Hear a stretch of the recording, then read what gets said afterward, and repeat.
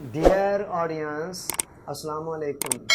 Albert Einstein کا ایک قول ہے، only a life lived for other is a life worth while. وہ کہتا ہے کہ صرف وہ زندگی جو دوسروں کے لیے صرف کی جاتی ہے، گزاری جاتی ہے، جس میں دوسروں کو نفع پہنچانے کا سوچا جاتا ہے، وہی زندگی اس قابل ہے جس کو قابل رشک زندگی کہا جا سکے۔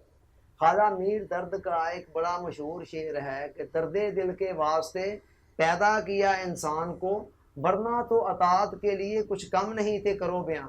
وہ کہتے ہیں کہ انسان کو تو اس لیے پیدا کیا گیا تھا کہ دوسروں کا درد اپنے اندر محسوس کرے، ورنہ جو اطاعت ہے، اللہ تعالیٰ نے اگر فقط اپنی عبادت، اطاعت اور بندگی کے لیے ہی انسان کو پیدا کرنا تھا تو اس کے لیے تو فرشتے کم نہیں تھے۔ تو انسان کو تو اس لیے بنایا گیا تھا کہ اس کے اندر درد ہو، سوز ہو، گداز ہو، دوسروں کے لیے ایک تڑپ ہو۔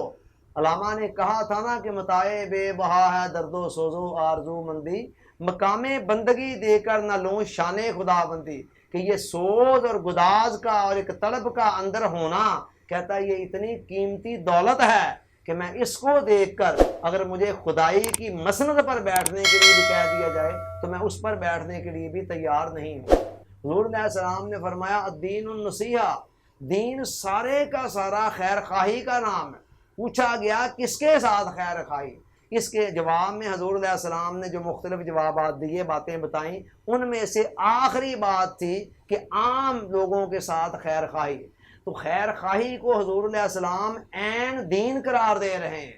اور آقا نے یہ بھی فرمایا خیر الناس من ینفع الناس، کہ لوگوں میں سے بہترین بندہ وہ ہے جو دوسروں کو جتنا زیادہ نفع پہنچاتا ہے۔ ایک اور حدیث میں فرمایا الخلق عیال اللہ فاحسن الخلق الی اللہ من احسن الی عیالہ، کہ تمام کی تمام مخلوق جو ہے یہ اللہ کی فیملی ہے، کنبہ ہے، اور اللہ تعالیٰ کو اپنی اس فیملی میں سے وہ بندہ سب سے زیادہ پیارا لگتا ہے جو اس فیملی کی بہتری کے لیے زیادہ زیادہ اسٹرگل، جد و جہد، کوشش کرتا ہے۔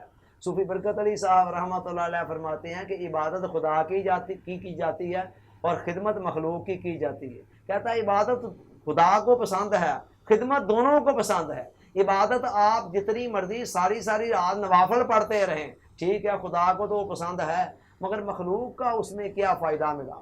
تو لہذا مخلوق کے لیے تو یہ ہے کہ آپ ان کے لیے بھی ہمدردی، خیر خواہی اور نفع بخشی کا ایک پیکر بنے ہوں۔ عبادت سے انکار نہیں ہے، اس کے بغیر بھی گزارا نہیں ہے، وہ بھی کرنی ہے، مگر اس کے ساتھ ساتھ دوسروں کو حد الوسع نفع پہنچانے کی بھی کوشش کرنی ہے۔ تو یہی بات آئنسٹائن کہہ رہا ہے کہ وہ زندگی قابل رشک ہے جو دوسروں کو نفع پہنچا رہی ہے۔ Thanks for watching.